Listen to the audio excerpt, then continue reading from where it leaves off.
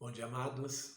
Desejo saudá-los com a graça, a misericórdia e a paz do nosso Senhor Jesus Cristo. Amém?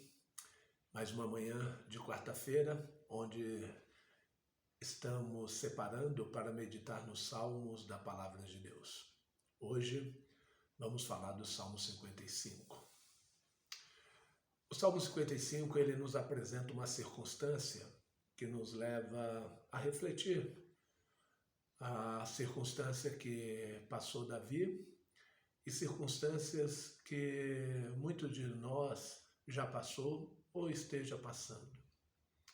Quando somos atacados por inimigos, dói, mas é compreensível. De inimigos se espera isso mesmo, ataques. Mas se somos traídos por amigos, dói e dói muito mais.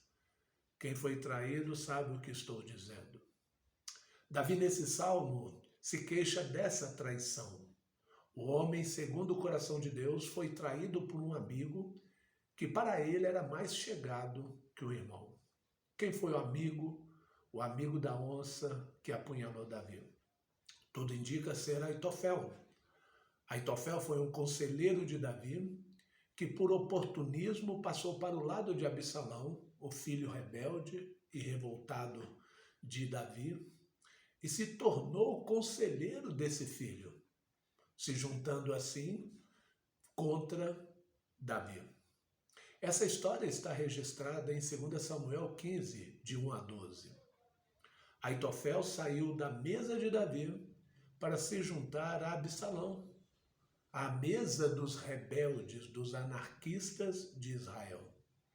Davi teve que passar pela dor da traição e pela decepção. Como é que você age diante da decepção com alguém? O que fazer quando alguém nos trai? Como superar e não se destruir? É verdade que num momento ou outro da vida, nós já fomos traídos por alguém. Alguém já usou algo que repartimos com ele na intimidade e ele expôs nossa vida de uma maneira que nos trouxe calamidades, sejam elas emocionais ou de todos os tipos. Então, quando somos traídos, como a gente supera sem se destruir? Olhando para o Salmo 55, podemos ver na reação de Davi 3 atitudes importantes a serem tomadas quando estivermos pensando em desistir ou entregar os pontos por causa da dor da traição. 3 atitudes que Davi nos ensina. A primeira é atentar-se para as razões que nos movem a reagir diante da dor da traição. O que surge em teu coração quando você é traído por alguém? Veja como o salmista nos apresenta aqui no início desse salmo. Percebam como ele mostra, ele apresenta as razões que o levava a reagir diante da dor da traição. Veja como começa o Salmo, versos 1 a 5. Davi, diante daquela situação de traição, seu próprio filho querendo te matar, o seu amigo se juntando ao filho rebelde, conspirando contra ele para tomar o seu trono, e o pior, ele orava, buscava a Deus e parecia que Deus não ouvia. Um aparente silêncio de Deus. Dá ouvidos, ó Deus, à minha oração. Não te escondas da minha súplica. Atende-me, ouve-me e responde-me. Sinto-me perplexo em minha queixa e ando perturbado. Você já se viu assim? Já? Você não será o primeiro e nem o último. Agora vejam aqui a emoção ou as emoções desse homem. O versículo 2 diz que ele está perplexo ou sobrecarregado. estava sobrecarregado com o peso da perplexidade. Eu não acredito que Aitofel fez isso. Como pode? O verso 2 também diz que ele está perturbado, confuso. Toda aquela situação deu um nó na sua mente. E qual era a causa disso? O verso 3 nos diz: por causa do clamor do inimigo e da opressão do ímpio, pois sobre mim lançam calamidade e furiosamente me hostilizam. Os inimigos gritavam com ele, acabavam com ele, expressavam palavras duras e furiosas contra ele, destruindo Davi. Não é à toa que ele estivesse tão ansioso. É como se estivesse trazendo para os nossos dias atuais, seria hashtag Morra Davi, hashtag Absalão no trono, Absalão no comando. Mais ou menos assim, amados. Olha o coração de Davi diante de toda essa situação. O meu coração estremece no peito, temores de morte caem sobre mim. Temor e tremor me sobrevêm, medo e pânico me sobrevêm, e o horror se apodera de mim. É interessante, né, quando nós olhamos aqui toda essa reação que é desenvolvida no coração de Davi. Aqui nós podemos dizer que Davi estava tendo um ataque de pânico. A ansiedade em um grau tão elevado que estava levando-o a experimentar momentos de pânico. Davi não suportava mais o que ele estava sentindo. Sobrecarga física, emocional, confusão mental. Ele estava ferido, sozinho. E o pior, parecia que Deus não o estava ouvindo. Olha para o lado e não consegue ver nada que possa te dar esperança. Davi está vendo as razões que o move a reagir diante da dor da traição. A segunda atitude de Davi diante da dor da traição foi avaliar a reação que ele cogitava a ter. Avalie a reação que você cogita. A reação imediata de Davi era fugir. O Salmo 55 nos mostra que a primeira reação de Davi foi de fugir. Fugir do problema, fugir da realidade. Olha o que nos diz o verso 6 e 8. Então eu disse, quem me dera ter asas como a pomba, voaria e acharia descanso.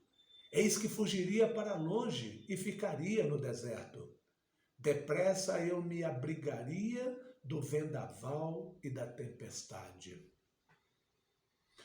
A solução para Davi naquele momento seria fugir para o mais longe possível e o mais rápido possível. Por isso que ele usa essa figura da pomba.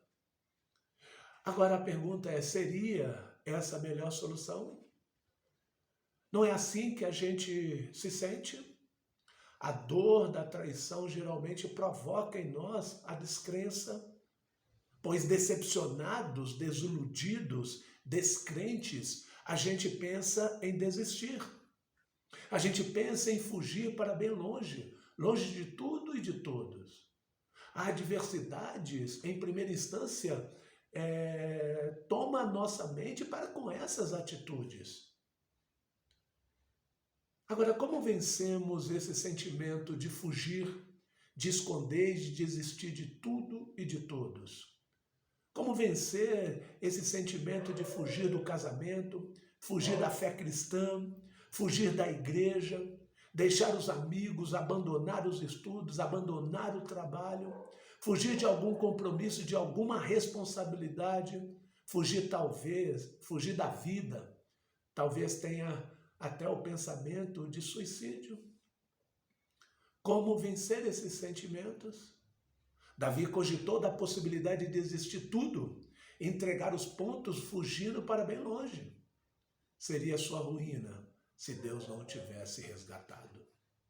Davi queria pôr um ponto final nessas emoções tão ruins. Davi estava descrevendo as razões que o levou a fugir para bem longe daquela situação. Davi olha ao redor e vê tudo caindo. A cidade estava em crise por conta dessa traição.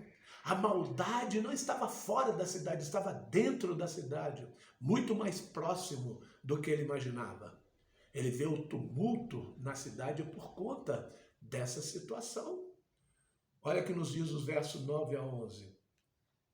Destrói, Senhor, e confunde os seus conselhos, porque vejo violência e conflito na cidade. Dia e noite andam em volta dela, nas suas muralhas, e dentro delas reinam a corrupção e a maldade. Há destruição no meio da cidade, das suas praças não se afastam a opressão e o engano. Ele descreve, além da atual situação, né, a maldade dentro da cidade, né, ver ao redor tudo se destruindo e caindo. Ele também descreve a decepção que ele teve, porque não é porque todo esse sentimento e o desejo de fugir não é por conta do inimigo, porque não é o inimigo que me afronta. Olha o que diz o verso 12 e 14. Se o fosse, eu o suportaria. Nem é o que me odeia quem se exalta contra mim, pois dele eu me esconderia. Mas é você, homem de igual, meu companheiro e meu íntimo amigo. Juntos nós divertíamos e íamos com a multidão à casa de Deus. Davi foi traído por alguém da casa dele, com alguém que ele repartiu momentos especiais e guardava essas lembranças com dor no coração. Ele achou que fugir seria a solução. Não seria. Você pode até por um tempo ser poupado, mas quando o problema vier, ele virá com uma força virá com força muito maior. Quem não desejaria fugir como Davi? O problema, irmãos, é que nesse primeiro momento Davi estava perdido. Ele não sabia onde encontrar alívio. Tanta decepção, tanta ansiedade, tanto medo, tanto pânico. E aí ele pensa em fugir. Todos nós estamos sujeitos a passar por situações semelhantes a essa. Diante das adversidades, fugir. Mas deixa eu dizer uma coisa. Esse desejo de fugir é enganoso, porque não existe solução rápida para problemas tão complexos. O coração perturbado nos segue por onde a gente vai. A terceira atitude de Davi foi a cura para o seu problema. Ele se apegou dos recursos que Deus havia disponibilizado para ele. Ele apropriou-se dos recursos que estava à sua disposição. Tribulação, irmãos, nunca é maldição na vida de um crente, é bênção. Tribulação faz a gente deixar de confiar em nós mesmos e nos ensina a confiar somente em Deus. Tira-nos do autoajuda para buscarmos no Deus ajuda. Tribulação nos coloca na escola da fé, na escola da oração. Verso 15 e 7 nos mostra que Davi passou a buscar a Deus com fervor. Depois que ele remoeu essa história da fuga, o passo seguinte, aí sim, foi a solução para o problema. Veja o que nos diz aí o verso de 15 a 17. Que a morte os assalte e vivos desçam à sepultura, porque há maldade nas suas moradas e no seu íntimo. Eu, porém, invocarei a Deus, e o Senhor me salvará. À tarde, pela manhã e ao meio-dia, farei as minhas queixas e lamentarei a ele. Farei as minhas queixas e lamentarei, e ele ouvirá a minha voz. Mostra aqui um Davi fervoroso, constante na oração.